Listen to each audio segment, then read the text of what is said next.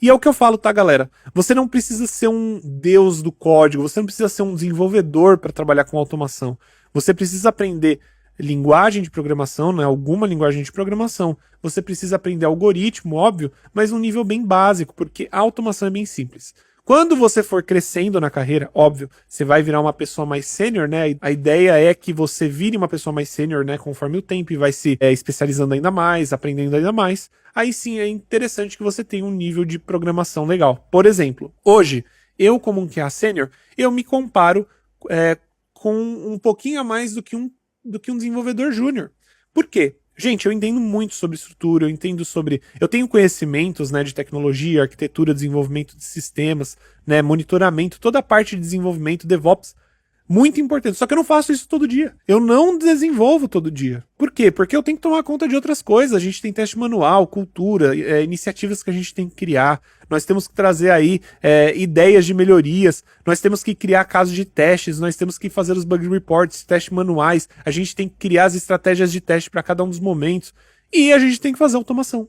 E a automação, apesar de ser hiper importante, tá bom?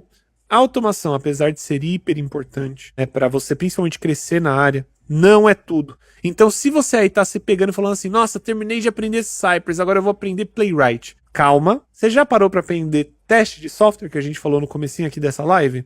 Você realmente está entendendo como funciona testar um software? O que é um teste regressivo, um teste smoke? Qual que é a diferença de um teste funcional para um teste não funcional? Isso são coisas tão simples de aprender, mas que a gente banaliza de tantas formas que a gente deixa de ir lá estudar sobre isso. Aí pode até ser que você fale assim, não, Manny, eu tô careca de saber sobre isso. Então, perfeito. Então, garanta que você sabe empregar testes de software e qualidade de software dentro de um time, dentro de um processo ágil, tá bom?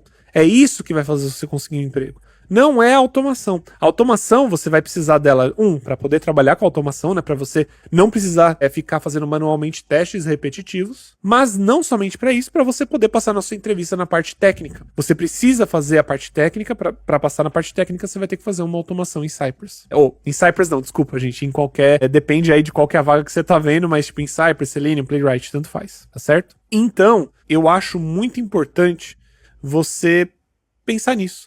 Você tentar lembrar que nem tudo se resume à automação. Um QA, às vezes, é mais fácil um time contratar um QA que é manual e que entende muito de qualidade de teste de software versus um QA que só quer automatizar ou um QA que só quer codar, tá certo? Por quê? Porque esse QA que só quer codar, que só quer automatizar, ele não vai entender como trazer cultura de qualidade, processo de qualidade para dentro do time, tá bom?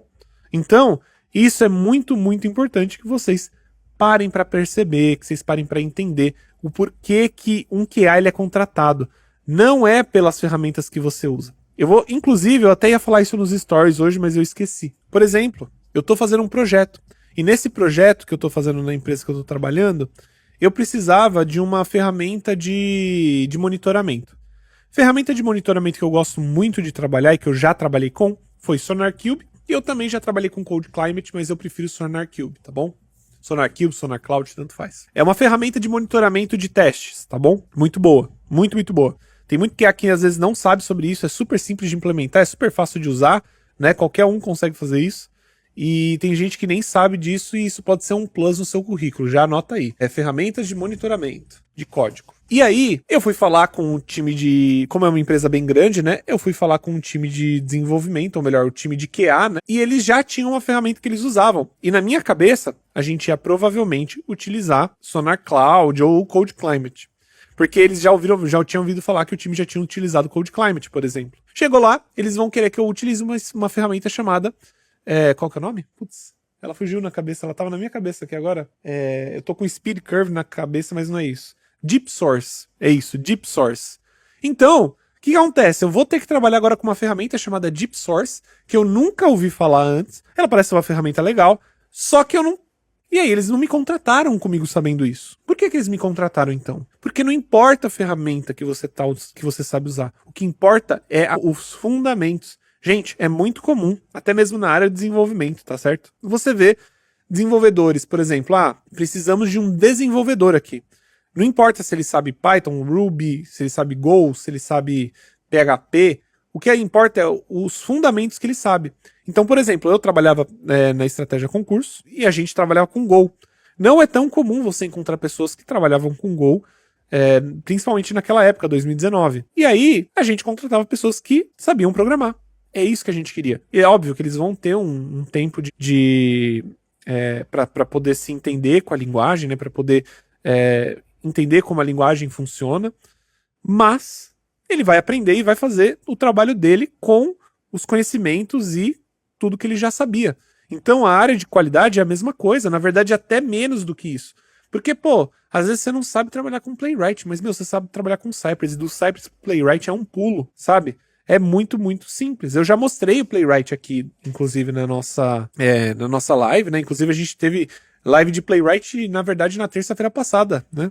Então, pra quem não sabe, inclusive, aqui a gente faz live toda terça e quinta, às 8h30 da noite. E vai vir mais coisa, tá certo? Se vocês já viram o cenário, já estão vendo que a gente já tá fazendo mais coisa, pode acreditar que vai vir mais coisa ainda, tá bom?